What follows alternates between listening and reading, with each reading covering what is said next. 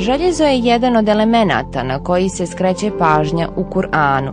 U kuranskom poglavlju Hadid, što znači gvožđe, kaže se sljedeće: I gvožđe smo spustili, u kojem je velika snaga i koje ljudima koristi. Glagol spustiti, koji se u ajetu upotrijebio uz riječ gvožđe, može se figurativno shvatiti u značenju davanje na služenje ljudima. Međutim, kada se riječ uzme u obzir u njenom stvarnom značenju, a to je fizičko spuštanje s neba, uočit će se da ajet sadržava jednu veoma značajnu naučnu mudžizu, pošto otkrića moderne astronomije iznose da ruda gvožđa dolazi s ogromnih zvijezda iz vanjskog kosmosa.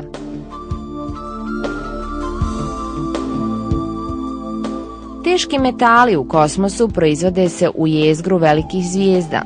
Što se tiče našeg sunčevog sistema, on ne posjeduje strukturu koja bi u sebi mogla proizvoditi element željezo. Željezo ili gvožđe može se formirati jedino na zvijezdama koje su mnogo veće od Sunca, na temperaturi koja dostiže nekoliko stotina miliona stepeni. Kada količina željeza na ovim zvijezdama, koje su nazvane nova ili supernova, prekorači određenu mjeru, zvijezda više nije u stanju da je nosi i eksplodira. Kao posljedica ove eksplozije, meteori koji u sebi sadrže željezo rasipaju se po svemiru i plove njegovim prostranstvima, dok se ne sudare s nekim nebeskim tijelom ulaskom u njegovo polje gravitacije. Kao što se jasno da zaključiti iz navedenoga, element željezo nije nastao na Zemlji, već je prenošenjem uz pomoć meteora sa zvijezda supernova spušten na Zemlju na isti način kako je to Kur'an naveo. Sasvim je jasno da je ovo bilo nemoguće naučno otkriti u 7. stoljeću kada je Kur'an objavljen.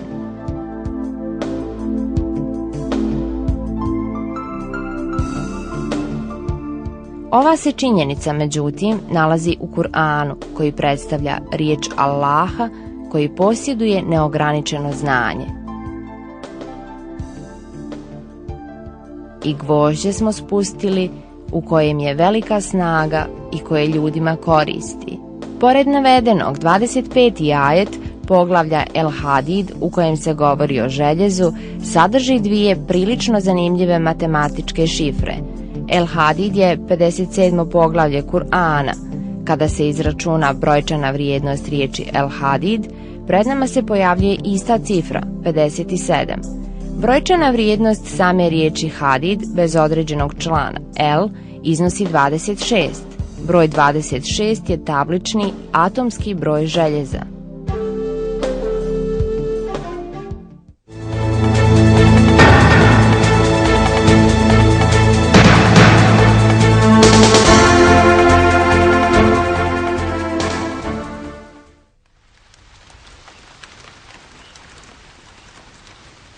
U jednom kuranskom ajetu skreće se pažnja na oplodnju kao osobinu vjetra i da kao posljedica toga nastaje kiša. Mi šaljemo vjetrove da oplođuju, a iz neba spuštamo kišu da imate šta piti. Vi time ne možete raspolagati.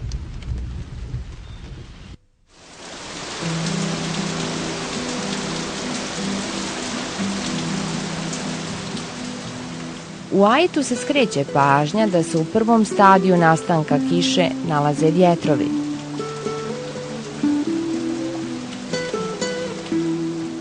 Međutim, sve do početka prošlog, to jest 20. stoljeća, bilo je poznato jedino da vjetar raznosi oblake, kao jedina veza između vjetra i padanja kiše.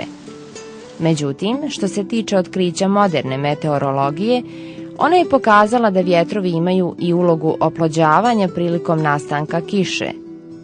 Ova uloga oplodnje odvija se na sljedeći način. Zbog pjenjenja na površini okeana i mora konstantno dolazi do formiranja bezbroj zračnih mjehurića. U trenutku rasprsnuća ovih mjehurića u zrak se izbacuje na hiljade komadića veličine 1/100 dijela milimetra. Ovi se komadići, nazvani aerosol, pomiješani s prašinom s kopna uz pomoć vjetrova, prenose u gornje slojeve atmosfere. Aerosoli koji su tako, uz pomoć vjetrova, dospjeli na velike visine, ovdje dolaze u dodir s vodenom parom. Okupljanjem oko ovih aerosola, vodena se para zgušnjava i pretvara u vodene kapi. Koncentriranjem na jednom mjestu ove vodene kapi prethodno formiraju oblak, a potom se u obliku kiše spuštaju na zemlju. Kao što se vidi, vjetrovi vrše oplodnju aerosola s vodenom parom koja se u slobodnom obliku nalazi u atmosferi i na taj način osigurava formiranje kišnih oblaka. U slučaju da vjetar ne posjeduje ovu osobinu oplođavanja, u višoj atmosferi nikada ne bi moglo doći do formiranja vodenih kapljica, a analogno tome ne bi postojalo ni nešto što se zove kiša. Bitan moment ovdje je taj da je ova kritična uloga vjetra u nastanku kiše stoljećima prije saopćena u kuranskom ajetu, i to u historijskom razdoblju kada čovjek skoro ništa nije znao po pitanju prirodnih pojava.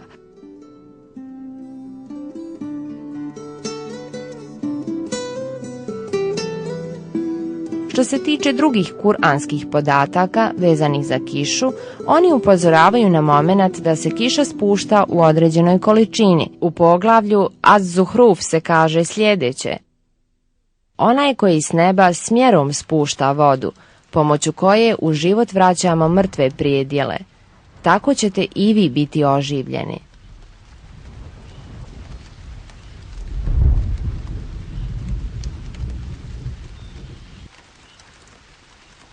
Ova mjera kiše je također ustanovljena suvremenim istraživanjem.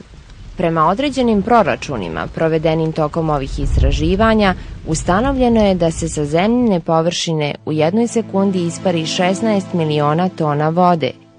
U toku godine ova količina dostiže cifru od oko 513 trilijona tona vode. A to je ujedno i količina kiše koja se u toku godine spusti na zemlju. Voda je, dakle, u jednoj neprestanoj ravnoteži, prema određenoj mjeri ona konstantno kruži.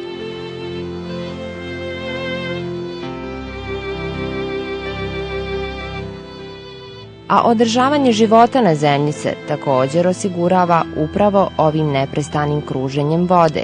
Kada bi čovjek upotrijebio sve pogodnosti, sve tehnologije kojom raspolaže, on opet nikada ne bi bio u mogućnosti da vještački proizvede ovo kruženje.